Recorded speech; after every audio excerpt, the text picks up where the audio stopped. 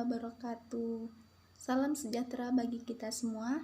Izin memperkenalkan diri, nama saya Dery Agustini dengan NPM 2021020042 dari Prodi Hukum Tata Negara Fakultas Syariah kelas A. Sebelumnya yang terhormat Bapak Rahmat Ubaidillah Akhror, SH.MH, selaku dosen pengampu mata kuliah Hukum Pidana. Baik, pada kesempatan kali ini saya akan menjelaskan tentang tindak pidana demi memenuhi salah satu tugas mata kuliah Hukum Pidana.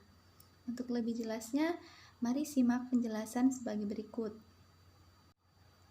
Baik, pertama-tama saya akan menjelaskan pengertian tindak pidana. Tindak pidana atau disebut dengan Strafbarfeit, menurut Profesor Mulyatno SH adalah perbuatan yang dilarang oleh suatu aturan hukum, larangan yang mana disertai ancaman atau sanksi yang berupa pidana tertentu bagi barang siapa yang melanggar larangan tersebut. Tindak pidana memiliki arti perbuatan yang dilarang dan diancam dengan sanksi pidana oleh undang-undang bagi barang siapa yang dengan melawan hukum melanggar larangan tersebut tanpa adanya alasan pembenar. Selanjutnya, terdapat 3 hal yang perlu diperhatikan mengenai tindak pidana. Yang pertama, perbuatan pidana adalah perbuatan oleh suatu aturan hukum yang dilarang dan diancam pidana.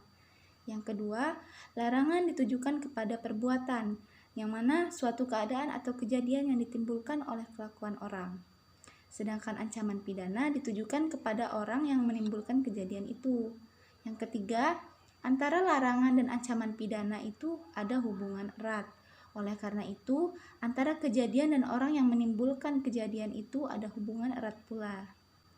Adapun unsur-unsur tindak pidana menurut Simons dan Mulyatno. Yang pertama, menurut Simons, unsur tindak pidana itu ada 5. Yang pertama, perbuatan manusia. Yang kedua, diancam dengan pidana atau disebut dengan Strafbargestalt. Yang ketiga, melawan hukum atau disebut dengan Onrechtmatig. Yang keempat, dilakukan dengan kesalahan. Dan yang kelima, oleh orang yang mampu bertanggung jawab. Sedangkan menurut Mulyatno, unsur tindak pidana itu ada 3. Yang pertama, perbuatan manusia. Yang kedua, yang memenuhi rumusan dalam undang-undang atau syarat formil. Dan yang ketiga, bersifat melawan hukum atau syarat material. Dalam buku Colin Howard, Simons menyebutkan adanya unsur objektif dan subjektif dari tindak pidana. Unsur objektifnya ada 3. Yang pertama, perbuatan orang. Yang kedua, akibat yang kelihatan dari perbuatan itu. Dan yang ketiga, mungkin adanya keadaan tertentu yang menyertai perbuatan itu. Misalnya dalam pasal 281 KUH Pidana dilakukan di muka umum. Sedangkan unsur subjektifnya itu ada 2. Yang pertama, orang yang mampu bertanggung jawab. Dan yang kedua, adanya kesalahan atau dolus. Jeschek menyebutkan fakta yang berkaitan dengan penetapan berat ringan pidana. Tercakup ke dalamnya ada 8 hal. Yang pertama, delik yang diperbuat. Yang kedua, nilai dari kebendaan hukum yang terkait. Yang ketiga, cara bagaimana aturan itu dilanggar. Yang keempat, kerusakan lebih lanjut. Yang kelima, personalitas pelaku, umur, jenis kelamin, serta kedudukannya dalam masyarakat. Yang keenam, mentalitas yang ditunjukkannya, misalnya karakter berangasan. Yang ketujuh, rasa penyesalan yang mungkin timbul, serta yang kedelapan, catatan kriminalitas. Selanjutnya, terdapat jenis-jenis tindak pidana. Jenis yang pertama yaitu kejahatan dan pelanggaran. Pembagian delik atas kejahatan dan pelanggaran terlihat dari pembagian isi dalam KUH Pidana. Ada yang menyatakan bahwa pelanggaran dan kejahatan memiliki perbedaan dari segi kualitatif, yaitu yang pertama kejahatan. Perbuatan yang bertentangan dengan keadilan terlepas apakah perbuatan itu diancam pidana atau tidak. Jadi, yang benar-benar dirasakan oleh masyarakat bertentangan dengan keadilan. Dan yang kedua, pelanggaran, yaitu perbuatan yang oleh umum baru disadari sebagai tindak pidana, karena undang-undang menyebutnya sebagai delik. karena adanya undang-undang yang mengancamnya dengan pidana. Jenis tindak pidana selanjutnya yaitu delik formil dan delik material. Delik formil yaitu delik yang perumusannya dititik beratkan kepada perbuatan yang dilarang. Delik tersebut telah selesai dengan dilakukannya perbuatan serta tercantum dalam rumusan delik. Sedangkan delik material yaitu delik yang perumusannya dititik beratkan kepada akibat yang tidak dikehendaki. Delik ini baru selesai apabila akibat yang tidak dikehendaki itu telah terjadi. Jenis tindak pidana yang ketiga yaitu delik komisi, omisi, dan omisi semu. Yang pertama, delik komisi. Delik yang berupa pelanggaran terhadap larangan. Maksudnya di sini yaitu berbuat sesuatu yang dilarang. Contohnya seperti pencurian, penggelapan, dan penipuan. Kemudian, delik omisi, yaitu delik yang berupa pelanggaran terhadap perintah. Maksudnya di sini yaitu tidak melakukan sesuatu yang diperintahkan atau yang diharuskan. Contohnya, tidak menghadap sebagai saksi di muka pengadilan dan tidak menolong orang yang membutuhkan pertolongan.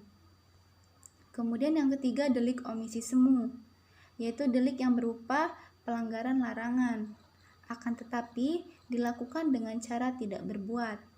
Misalnya, seorang ibu membunuh anaknya dengan tidak memberikan air susu kepada anaknya hingga anaknya meninggal. Selanjutnya, jenis tindak pidana yang keempat yaitu delik dolus dan delik culpa. Yang pertama, delik dolus atau delik kesengajaan. Delik ini memuat unsur kesengajaan yang mana tertera pada pasal 187, pasal 197, pasal 245, pasal 310, dan pasal 338. Yang kedua yaitu delik culpa, yaitu delik kealpaan, yang mana delik ini memuat kealpaan sebagai salah satu unsur, yang mana tertera dalam pasal 195, pasal 197, pasal 201, pasal 203, pasal 231 ayat 4, dan pasal 359. Jenis tindak pidana yang kelima yaitu delik tunggal dan delik berangkai.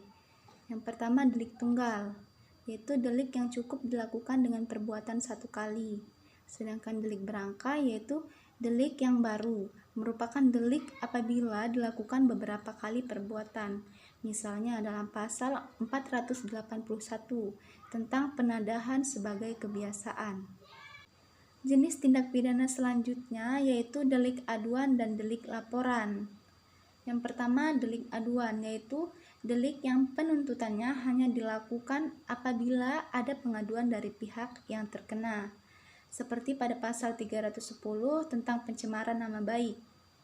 Sedangkan delik laporan atau delik biasa adalah tindak pidana yang dapat dituntut tanpa diperlukan adanya suatu pengaduan. Contohnya yaitu seperti pencurian, penipuan, dan penggelapan uang. Jenis tindak pidana yang ketujuh yaitu delik sederhana dan delik yang ada pemberatan atau peringan.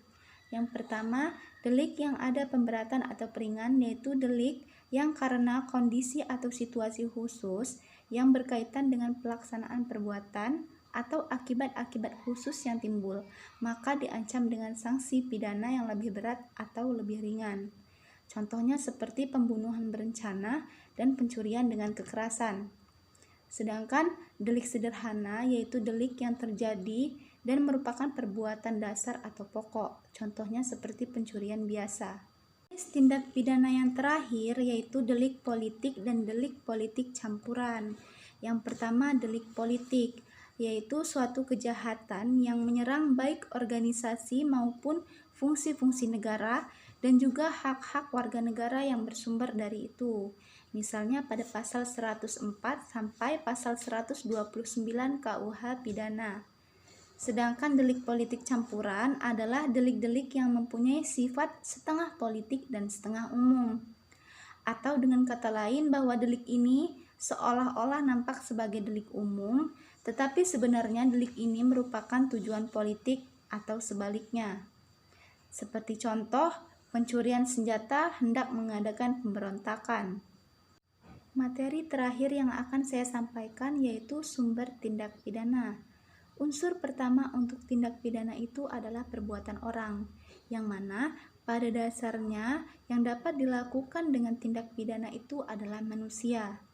Yang pertama, rumusan delik dalam undang-undang lazim dimulai dengan kata barang siapa yang atau kata barang siapa, yang mana hal ini tidak dapat diartikan lain daripada orang.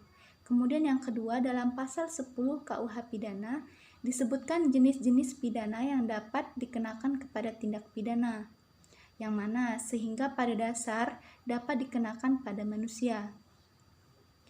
Kemudian yang ketiga, dalam pemeriksaan perkara dan juga sifat dari hukum pidana yang dilihat ada atau tidaknya kesalahan pada terdakwa, memberi petunjuk bahwa yang dapat dipertanggungjawabkan itu adalah manusia. Kemudian yang terakhir, pengertian kesalahan yang dapat berupa kesengajaan dan kealpaan itu merupakan sikap batin manusia.